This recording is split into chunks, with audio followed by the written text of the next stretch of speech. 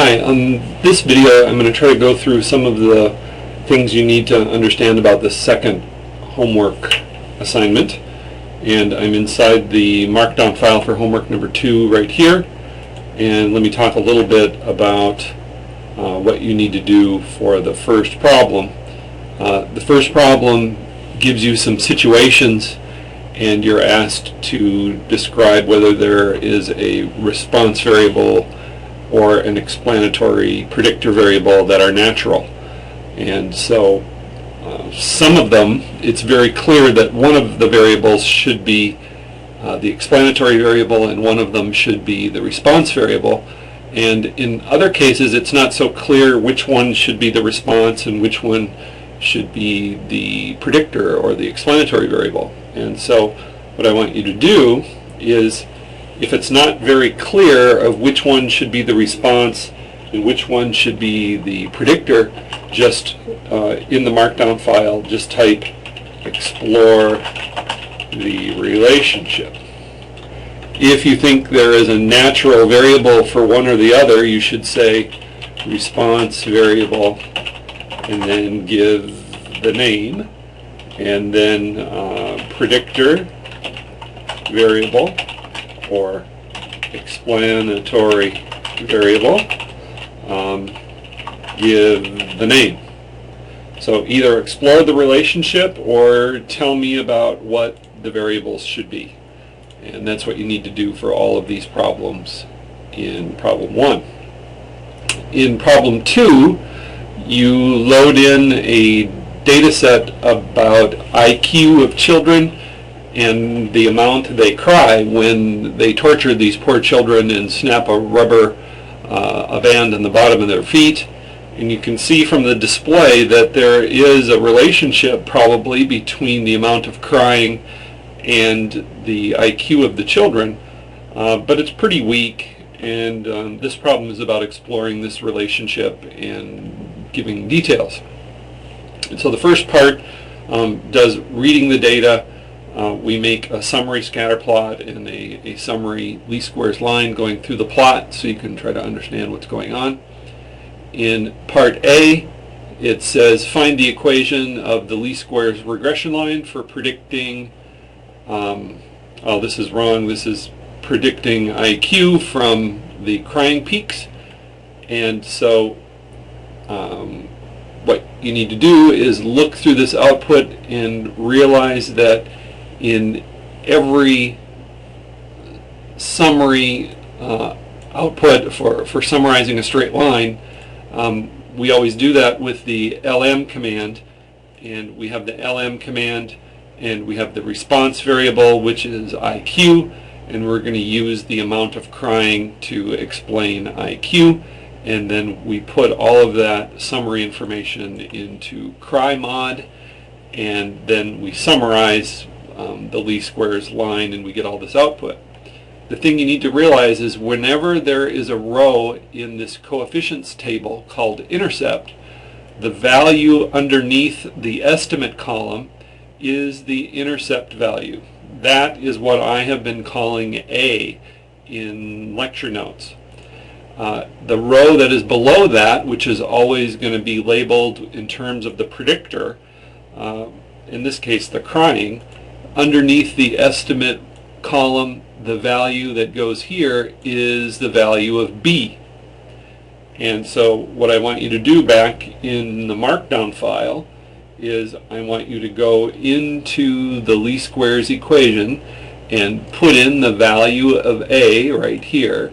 So you know, I'm going to put in 91,268, and so I'm going to take that out and put in 91.268, and then I'm going to go over here to B and I'm going to put in the right value for B, and I'll be able to get the right answer. So I want you to put in the value of A and the value of B in the markdown file in the right place.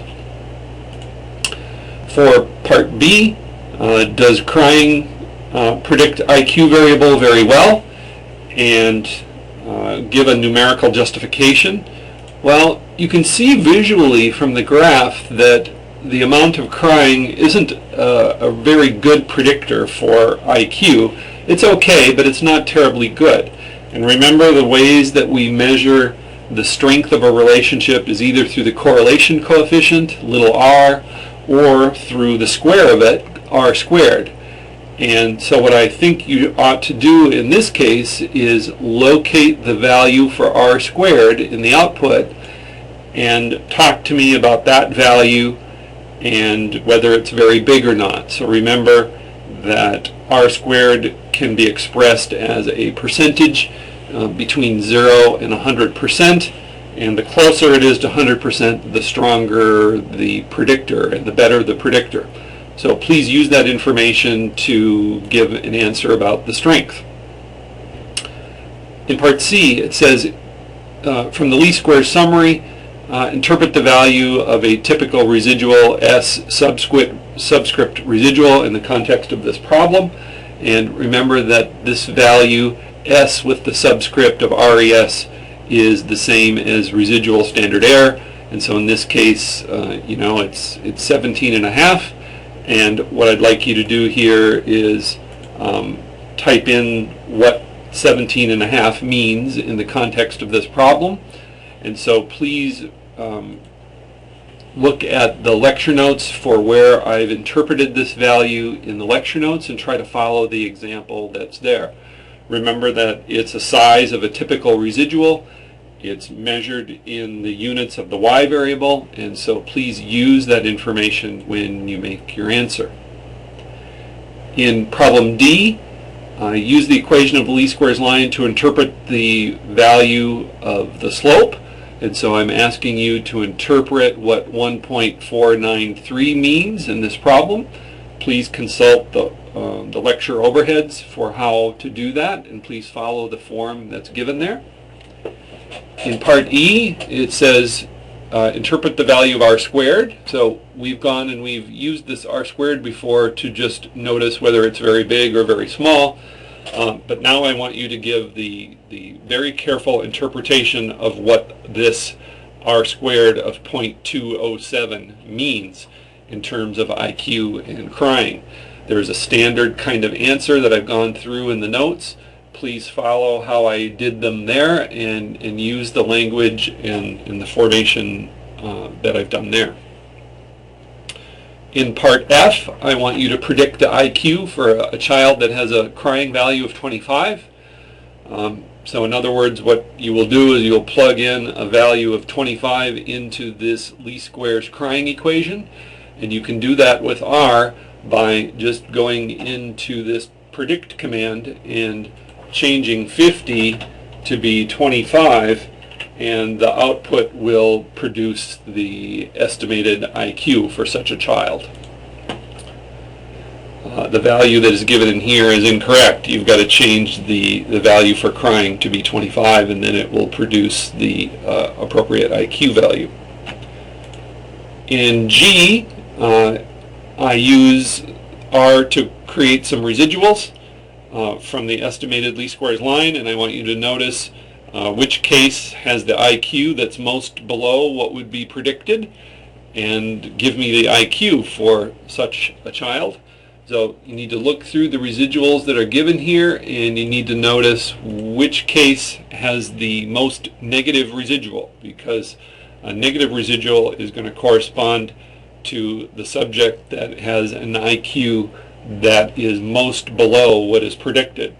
So in other words, back up here on this display, I'm looking for which case is going to have a negative residual and the most negative residual. So all of these are going to be negative residuals.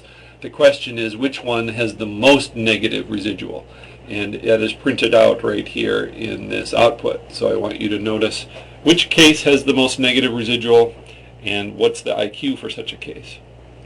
In problem 3, we load in some data about ACT scores for some schools, colleges and universities, and the predictor is just the percentage of their students that are in the top quartile of their high school class. And we create a summary equation, this least squares line that goes through the points. And remember that from the output, The estimated intercept is right here, and the estimated slope is right below it. And in part A, I want you to fill in the equation right in here in the markdown file, somewhere around line 150 or so. I want you to go to the output and change the value of A to be the intercept that we find, and change the value of B to be the slope that we find, and then we'll have a nice expression for the least squares equation. In part B, I want you to look at the display and decide whether you have any outliers.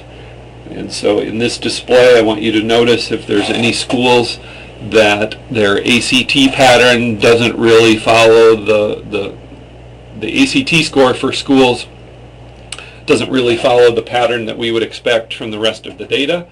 And I hope you can see from this display that there is at least one outlier going on here. And then what I want you to do is describe the values for that school, give an approximate X coordinate and Y coordinate for that school, so I can tell that you have found the appropriate schools. So give approximate coordinates so that I can tell that you're finding the right cases. In part C, I want you to look at the display, and I want you to tell me if you think there are any influential cases. Remember, influential cases are going to be ones that will change the slope or the intercept of the least squares line if a particular case was removed. If you think there are any influential cases there, give me the approximate coordinates so I can tell that you're finding the right cases. In D, I would like you to write something about whether you think UMM's ACT score is unusual, given the high school percentage, the top high school percentage that UMM has. And of course, what you do there is you check the residual for UMM, and you can see from the output that the residual for UMM is 0.146.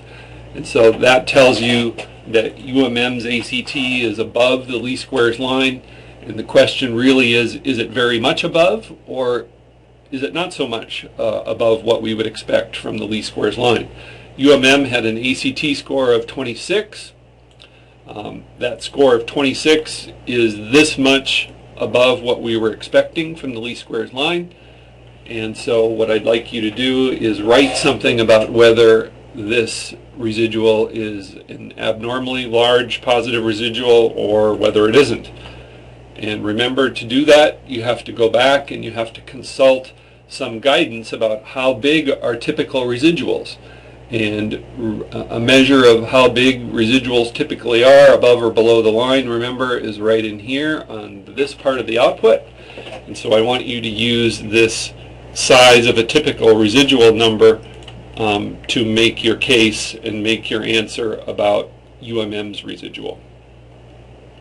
In part E, I want you to describe what it means for a school to have a negative residual and a large negative residual. What does it mean about ACT scores and the high school profile for the problem?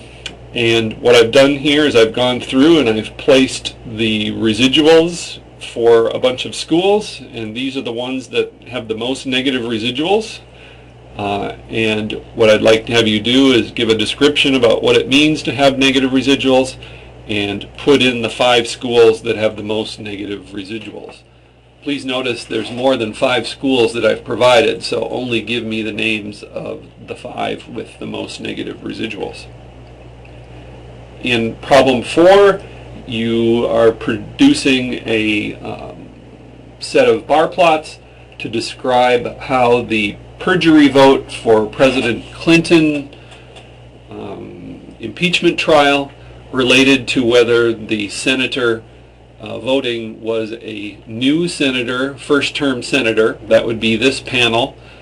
These are all the first-term senators, yes, so they have not been through a re-election process. They're in their first term. Here's how they voted on the guilty of perjury, not guilty of perjury vote. Over here in this panel are those that are not first-term senators. They're old-timers. They've been in the Senate at least for one re-election cycle. And here's how they voted on the guilty and not guilty vote. I want you to describe, first of all, whether there's a relationship, and describe the nature of that relationship between these two qualitative variables. In problem 5, I want you to go through and tell me which one is the explanatory variable or the predictor, which one is the response variable of primary interest, and then I want you to come up with a lurking variable and describe how that lurking variable might affect the use of a tutor and the performance of the student on test scores. And that's what I'm looking for. Let me know if you have questions.